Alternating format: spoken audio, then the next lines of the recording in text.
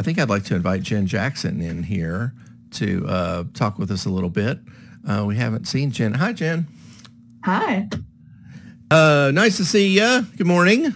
Good morning. Thanks for having me on.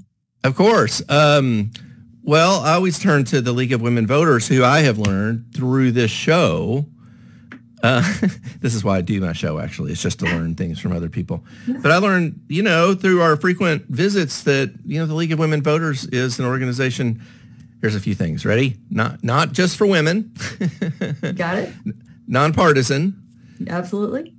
And an excellent resource for for helping people understand the mechanics of voting. Yep, that's our mission, to empower voters and give them voting information. Yeah. Now, it's, I don't know how quick we want to bring other people in here. This is a complicated election. It seems really complicated. Does it seem complicated to you? Oh, yeah, absolutely. It is complicated. And there's four ways to vote. So the election law has changed in January. I don't want to spend a lot of time on all of that, though, but I do want to spend, there's 2 amendments that are going to be on the ballot. So I do want to spend some time with that. But before we get to that, I do want to share some ways that you can get this other information about the ways to vote. Actually, at 11 a.m., the League of Women Voters of Kentucky is having a webinar about the 4 ways to vote called Kentucky Voting Basics. And you can look at that on our, and you can find that on our website, which is lwvky.org. You can register for that. But if you're going to be tuned into Mick's show at 11 o'clock, then don't worry. We have it recorded and you can watch it at another time. So don't worry. And thank you for that professional courtesy. And then we also are going to be on UK's campus doing voter registration on Monday. We're going to be at Whitehall Classroom Building outside there between 9 and around noonish. And then we'll also be there on October 11th, which important deadline, that's the voter registration deadline by 4 p.m. You have to be registered to vote. You can do that at govoteky.com. You don't have to have somebody special to help you register to vote. You can do it yourself, and it's super easy. And I encourage everybody to also check their voter registration just to make sure that everything is, address is updated, people move. Everything is smooth sailing for you when you go to vote. Because if you miss that deadline and there's something wrong with your registration, it's just going to be, you either may not be able to vote or you're going to have problems at the polling place. So, yeah. So I just did that registration check the other day, even though I've lived in the same place for, 15 years and so forth and so on. But I got real nervous. I was reading something and I just, it's a good idea for everybody to check that, right? Mm-hmm. And also just to... It's really easy, super easy to check online. Because there was redistricting. And so you haven't changed, but maybe you're used to being in a certain legislative district and you're used to voting for the candidates for that particular number of district, but you may actually be voting for a different set of candidates because your district you may have been redistricted into a different thing. So for example, I think for might be the state Senate. Anyway, Woodford County used to be kind of paired with Fayette County, but now they're in a district with Frankfurt. So those things change.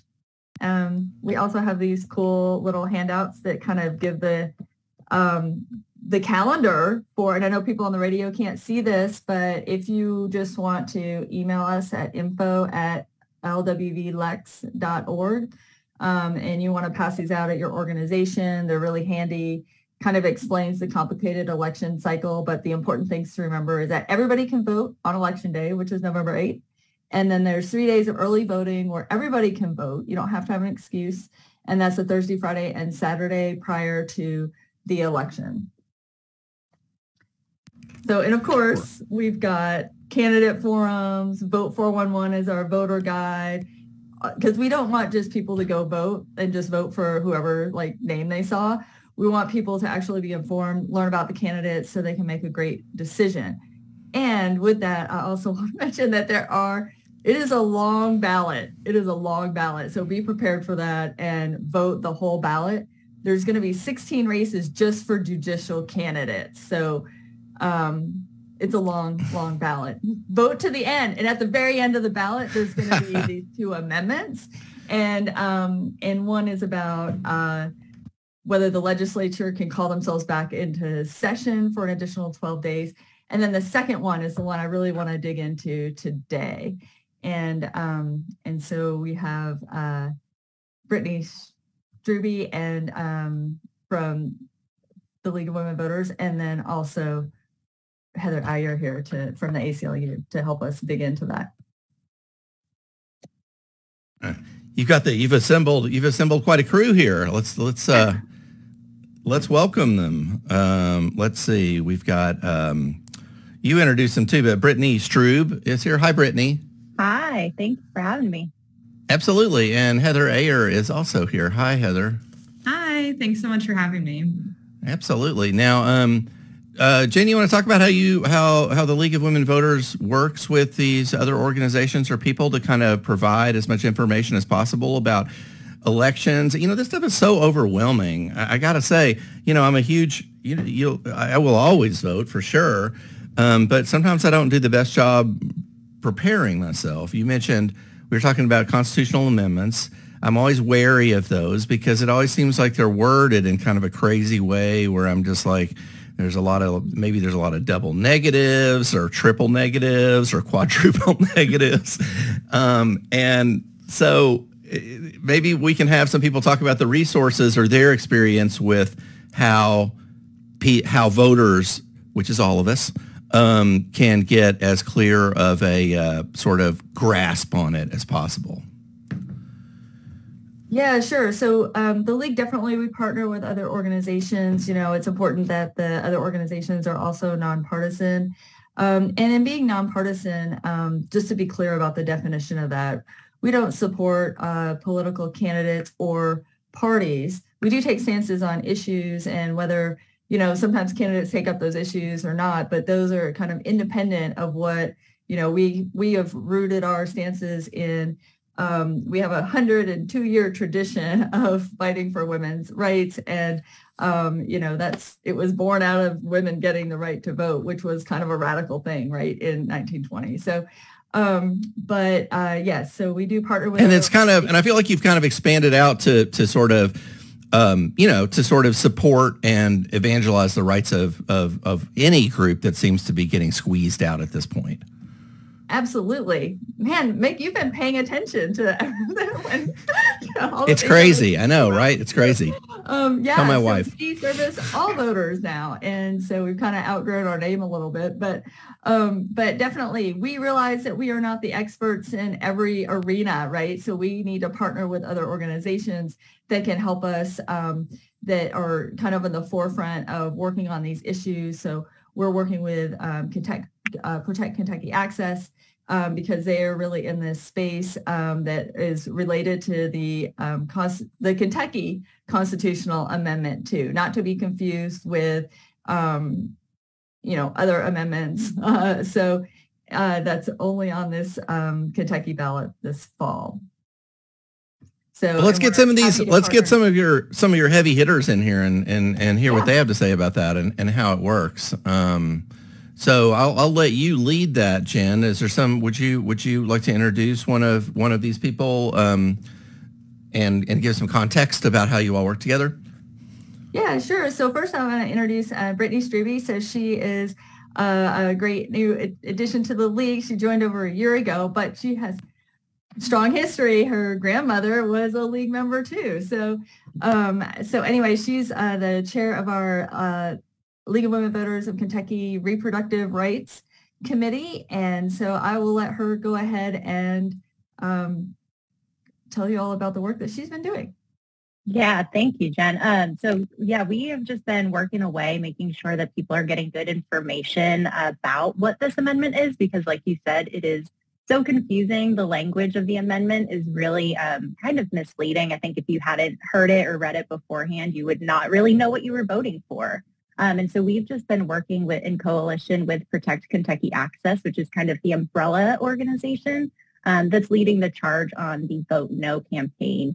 And the ACLU is one of their partners as well. So this amendment, basically just to get into it, and Heather, feel free to jump in and provide more details, but it would amend the Kentucky Constitution to state that nothing in the state constitution creates a right to abortion or requires government funding for abortion.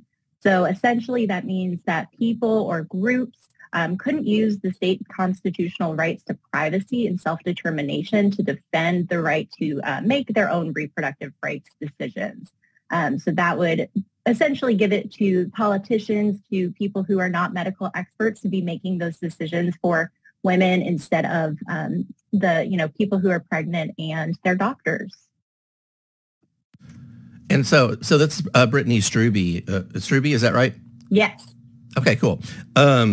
And so this is something, and this isn't really, as far as, I dwell sometimes, I have a journalism degree, and I dwell sometimes on language a lot. And so it's not terribly unusual for amendments to be sort of weirdly worded. But it can be challenging, and you have to pay really close attention to make sure that you vote for what you think you're voting for, right? I'm always personally wary of constitutional amendments, period, because they become kind of immutable, right? Now, I always thought that you needed, and it seems like you should, but never mind that. If you're gonna amend the Constitution of like a state or the country or something like that, I feel like you need a bigger level of buy-in. But is that true here? It would be the voters. Jen, go ahead and jump in there.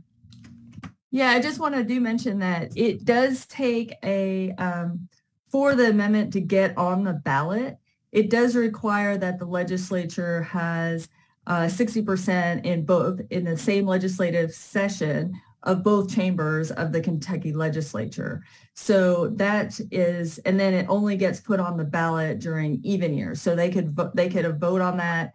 The Kentucky legislators could vote on it in any year, but then it comes around and gets on the ballot in the even year. So there is kind of that level, but when you have if you do have a supermajority in the legislature, then that can certainly happen. And then it's up to voters to decide whether they want that amendment or they do not. Yeah, that's Jen Jackson from the League of Women Voters. And we talk about this supermajority, that kind of, I'm just kind of guessing here, but that can politicize constitutional amendments because you've got one party who has so much control that they can put something. And I got to say, a constitutional amendment, again, I just want to say, it carries us a level of gravity where you feel like, oh, this is important. We're talking about amending the Constitution here. And so that's where the language gets important, and it's important to understand, just like you said, how it got on the ballot in the first place.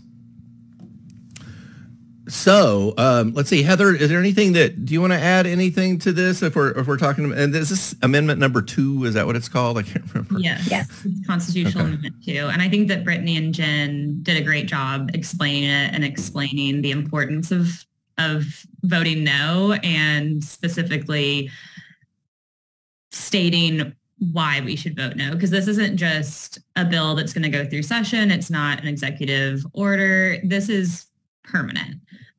It would take a very long time to amend the Constitution again to restore protecting the right to abortion. But all this is doing would be taking it away, no exceptions for anything. It would just flat out, we would not have access to abortion in Kentucky, regardless of the life of the birthing person, and no exceptions for anything else. So if I understand correctly, this would allow voting no in this amendment sort of being voted down would just allow for a more nuanced discussion about what some people consider to be a very nuanced topic. Absolutely. Yeah. As opposed to just this blanket no, basically. It would just make abortion access not legal in Kentucky. There would be no ground for the ACLU of Kentucky or any other organization to challenge and to try to protect the right to access in Kentucky. This doesn't guarantee that there's access. We would still be in the same place kind of that we are now. We would still be fighting in the courts. We would still be fighting in the legislature to protect access. If this amendment is, if a majority of people vote no, it doesn't mean that there will be access. It just means that we will have a legal tool to try to keep access in Kentucky. There'd be more chance for a dialogue, or for, as I said, more nuanced discussion about it, as opposed to this sort of just ultimate level condemnation of the whole thing, at a constitutional level. Now, let me ask: I always feel like the business of government. I don't know it. I won't get into it much, but constitutions are generally to. How would someone like to describe what constitutions tend to articulate? It is something like abortion rights something that a constitution would tend to articulate, or is it more about the work that government does? Everybody's like, I'm not biting on that. I guess if I work at the ACLU of Kentucky, that would be my question. I think that we've seen, especially with the overturning of Roe v. Wade, that it's a difficult thing. The Constitution was written quite a while ago, and so there are certain things that aren't included in the Constitution. There are certain people who did not have rights in the Constitution when it was originally written. But we are seeing that, like, as we evolve and become a more inclusive society, that there are certain things that need to be protected by the Constitution. However, it really should be, it seems to be that government is trying to overstep in this situation and really make it a more political issue than anyone really thinks about it. When we're talking to voters, we're not really hearing that they want to vote for the constitutional amendment. Okay.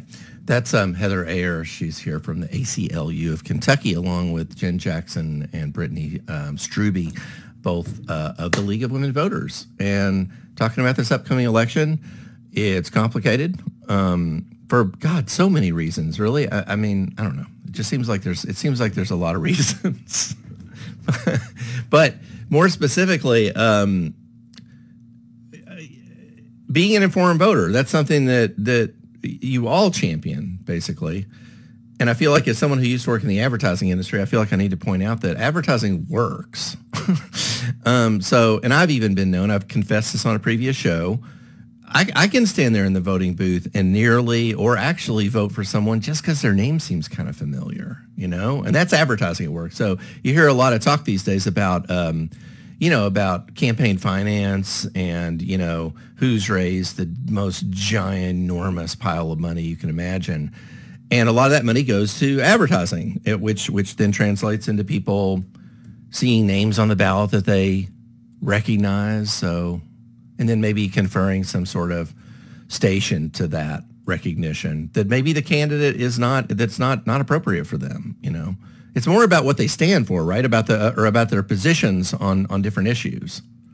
Would you say? Yeah, absolutely. I mean, it's really it's a job interview, right? I mean, it's an interesting kind of job interview, and so you want to be making sure that you learn about the candidates, and we do have a mechanism. We have several mechanisms for that.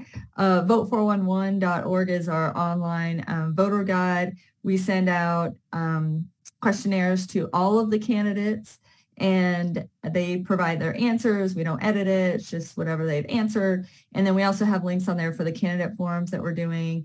And so you can actually hear candidates answer those questions. A lot of them we do on Zoom. There will be some in person, I think, for the mayoral race. And so there are ways to learn about candidates, and we're trying to get deep on the ballot, right? Soil and water conservation and all those kind of races that you may not be familiar with, but those races, particularly like city council races and those kind of things, they really affect a small portion of the city. And so it's really more personal, like you're being more affected by those races, even though they're not as highly advertised or as popular as, say, like voting for governor or the mayor, but those races are still very important. And it's important to understand what that job is that the person is trying to get by running in this race, and then matching up like who has the skills and abilities to be able to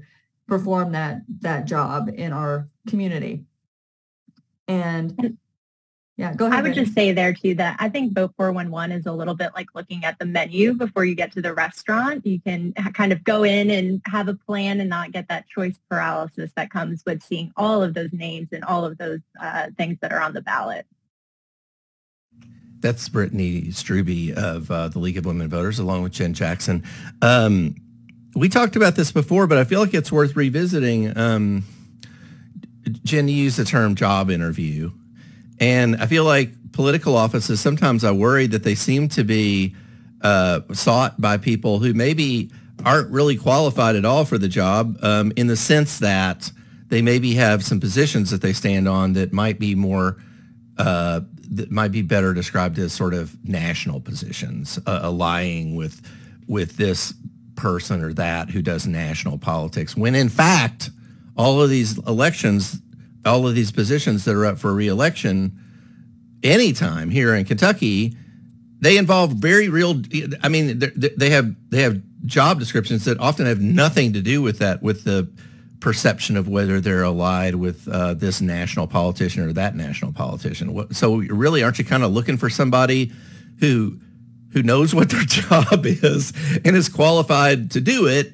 And then as far as a voter, you also, maybe there's some positions or there's some ways that you might hope that they would do said job.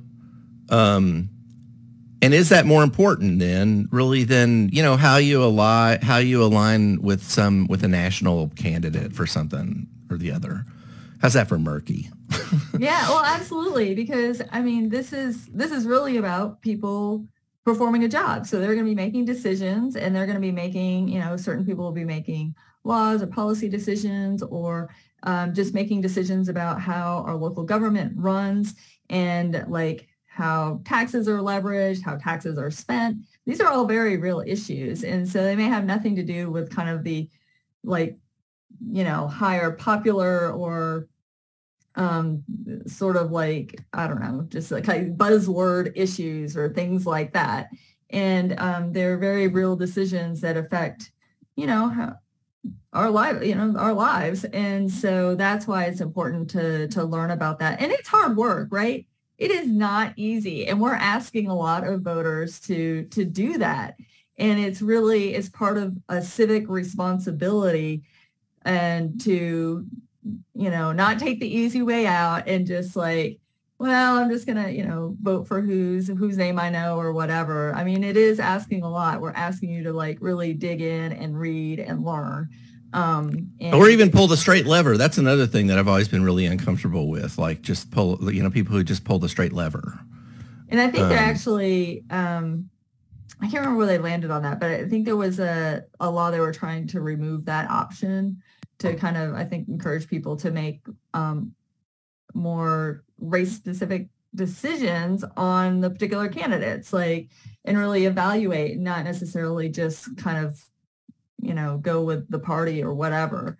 And that's really what we encourage voters to do, is to be looking at individual candidates on their merits and their plans and their ideas of what they would bring to the office. But I do also, I also want to get back to the amendment too, because when you talked about the wording, some things I think can be, I don't know, before in my life, I thought that things written on an amendment needed to be like straightforward and make it very clear to voters about, and very like impartial. And that is not, that's not how it works. And so I just, you know, and it's my understanding that like the piece on the amendment, where Amendment 2, where it talks about that the Kentucky government would not be paying for abortions, is that already is not happening. So it's sort of like this kind of addition, I think, that tries to persuade voters to vote in a certain way, even though the real issue that they're asking about is whether you want to remove your constitutional right. And that's the heart of the issue. And so kind of being able to parse out like what is put in this wording to try to encourage me to vote one way or the other, and really trying to tease out what the actual issue is that you're voting on. And I think that's very difficult because some people may not understand what the current law is in that regard. That's Jen Jackson from the League of Women Voters. Let's see, Brittany or Heather, would you like to comment on what Jen had to say about that? Yeah, so I think that if it's all right, I'm going to just go ahead and read exactly what people will be seeing on their ballot so that the language isn't new, because it is really confusing. So I was just thinking about that myself, and I didn't know where to look. Yeah, the ballot amendment. And again, like all of this information is available on Vote 411, so if you want to go and read it after as well. It says, are you in favor of amending the Constitution of Kentucky by creating a new section of the Constitution to be numbered Section 26A to state as follow? To protect human life, nothing in the Constitution shall be construed to secure or protect a right to abortion or require the funding of abortion. And so like Jen said, that required the funding. A lot of people don't want their tax money going to fund abortion, but we know because of the Hyde Amendment that that's already not the case.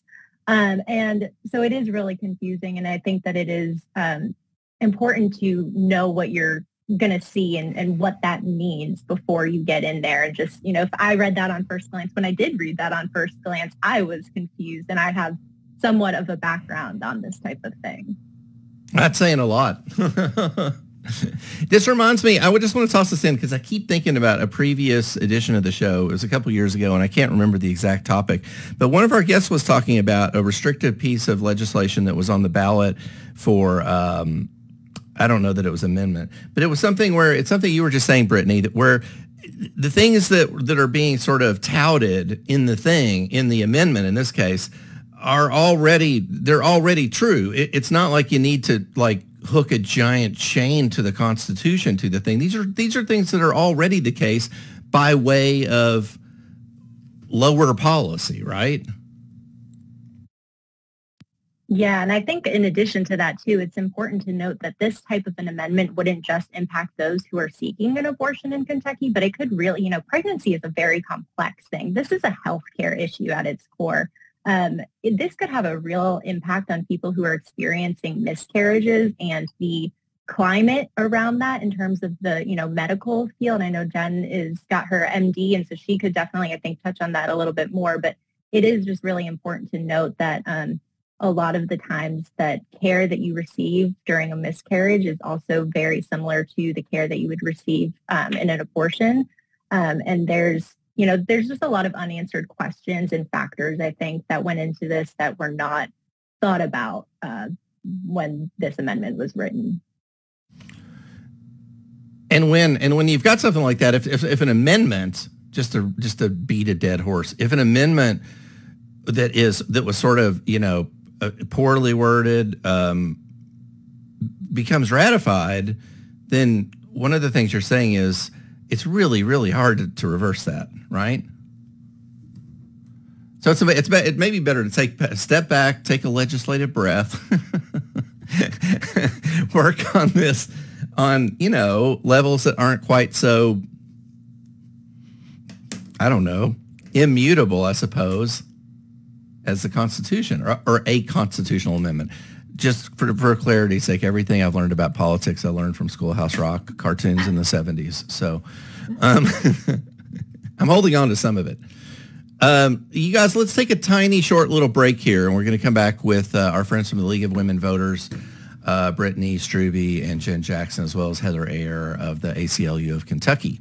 This will be real quick. We're just going to take a little break, do some WRFL business, and we will be back. In the meantime, though, we're talking about election awareness, election education, voter awareness, voter education with the League of Women Voters. That's Jen Jackson and Brittany Strube, who are here, as well as Heather Ayer is here from the ACLU. So let's see if we can get them all back in here. that would be great. And we can just pick up where we were. We've got about 15 minutes, you all. So what are we missing here? What do we want to do? We want to jump back to where we were? Did I cut anybody off? Heather, did you have something you wanted to add? I was just going to add the importance of focusing on judicial races as well this year, because you're talking about voting straight ticket, and Jen and Brittany were talking about really wanting to inform voters. And one thing that, I mean, I've been unfortunately in politics for a long time, and I still don't, it's hard for me to follow judicial races and know who stands for what. There are just a lot of people running and a lot of different places to find that information. And they are all nonpartisan races, and they can really have a huge impact on laws in Kentucky and people's everyday lives here in Kentucky. So I know that Showing Up for Racial Justice they did a questionnaire for judicial candidates. And the ACLU of Kentucky we did a primary survey for the primary election for judicial candidates, and we're also doing one for the general election. So those are just places to go. I'm not sure if the League of Women Voters has done one, but yeah, and so there are lots of different places to go find that information, and it can be overwhelming seeing all of the different candidates and how they what they're running on and all of that. But it is a very important piece to also pay attention to. So just adding to everything that is already confusing for this election is... I'm just glad to hear experts as confused as I feel like I am in some ways. But fortunately, there are resources. Yes, there are. And it sounds like the Vote 411 sounds amazing from the League of Women Voters. So I'm definitely going to be checking that out. And if you don't see your candidates' responses on there, feel free to reach out to the candidates and encourage them to fill out their survey on Vote 411, because everybody has received one. And so it's just a matter of them filling it out, and it just makes it so easy for people to get that information. So yeah, definitely check it out. It's also, like Brittany said, that it's sort of like the menu, but it also allows you to kind of like make your short list, so you can tag who you want to vote for. So when you get in the polling booth, you can just go down your list, and you don't have to like go back and be like, oh wait, which one was the one I wanted to vote for? So you've already got that all set to go. And it's nice to be able to sit down ahead of time and think about who you're going to be voting for, making that voting plan of deciding when you're going to vote, how you're going to vote, and who you're going to vote for before you get there. Also, bring your photo ID. That's kind of a new thing. And then also there is early voting by mail, but only to people who have an excuse. And there's a long list of excuses. I'm not going to go through that. You can come to the thing at 11 a.m. and learn about that. But there is a narrow window to actually request your mail-in ballot, and that opened on September 24th, I believe, and then it extends till October 25th. And after October 25th, it's only if you have a medical emergency that you can get of you or your spouse, that you can get a mail-in ballot. It is confusing. Thank you, Jen, for that. It's funny because, I mean, last time around we had new voting options. We still have some, and then we have some other ones, and then some of them have been taken away, I feel like, or at least constricted.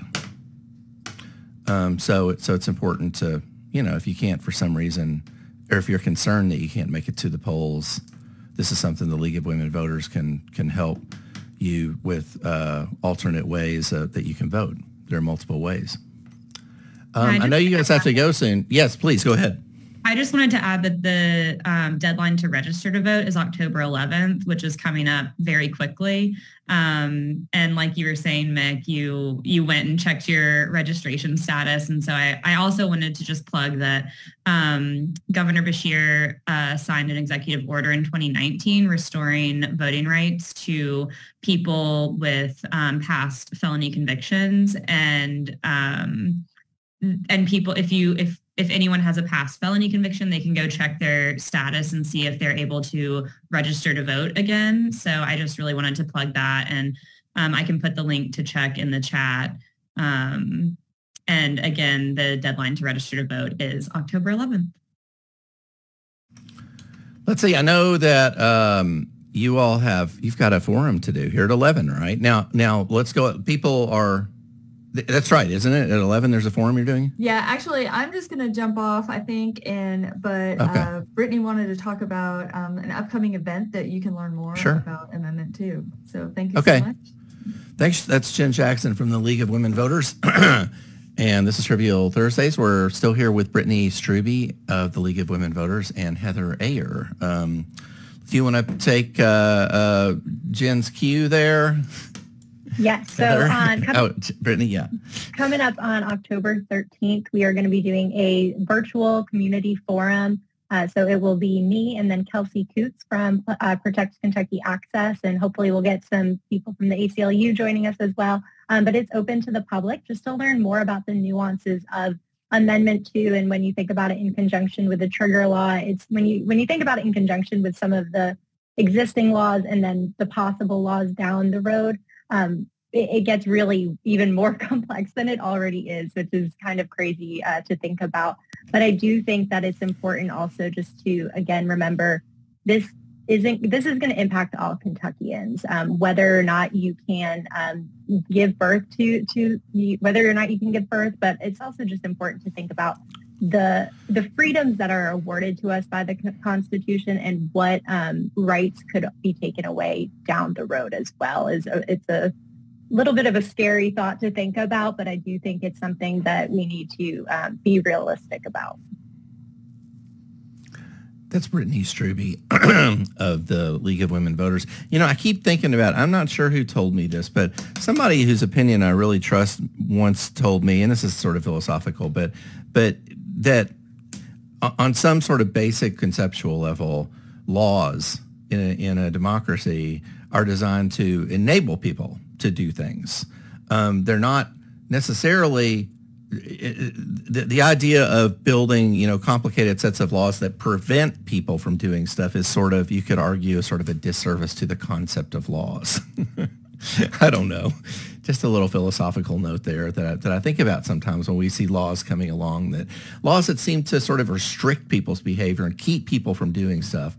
Maybe that's I don't know. I cast a wary eye. I'll put it that way. I don't know.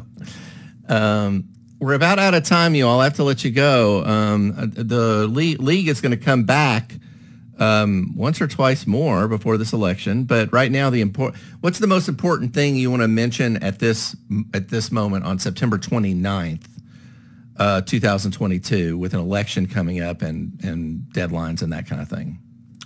Heather, you want to go first? Sure. Yeah. The deadline to register to vote, again, is October 11th. And then I also just want to plug Protect Kentucky Access's website and ways to get involved. Our website, or Protect Kentucky Access's website, is protectkentucky.com. You can go there. You can sign up for emails to stay informed. You can donate if you want to donate. And then there's also a tab for events. We have organizers in Lexington and Louisville, and then we have digital organizers all across the state. And there are canvases. You can go door knock. You can phone bank. You can reserve a yard sign. Please just tell your friends and family and your networks the importance of voting no on Constitutional Amendment 2, and get involved if you can. We would love to have you door knock and phone bank. Now, if people want to do that, what is the best way for them to get in touch with you all? So if you go to the website, protectkentucky.com, there's an events tab, and there are all of our events on the Mobilize website. It'll take you right to the website. You can sign up on Mobilize, and it's all under Protect Kentucky Access. There are canvases in Lexington and Louisville, and then there are digital organizer trainings multiple times a week. Thank you, Heather Ayer of the ACLU of Kentucky. Thanks for being here. Really appreciate it. Brittany of the League of Women Voters, Brittany Strube, is there anything you'd like to add before we close? I would just reiterate what Heather said and, talk to your networks. There's also on that events page, there's a pledge to vote no. Share that with your network. Post that on social media. I think that's really important just for us to see what the temperature is in Kentucky, because I think a lot of people just don't know about this amendment that's going to be on the ballot. So just getting the word of mouth out is the most important right now. That's Brittany Strube of the League of Women Voters. Thanks to the both of you for being with us, Heather Ayer of the ACLU of Lexington of Kentucky, and also Jen Jackson of the League of Women Voters. We may be seeing you again, probably, almost certainly. Thanks for being on the show. Absolutely. Thanks for being on Trivial Thursdays. We are going to do a little transition here and come back and visit with our friend Christina King from the Lexington and Fayette County Health Department. And she's got some updates on things that you might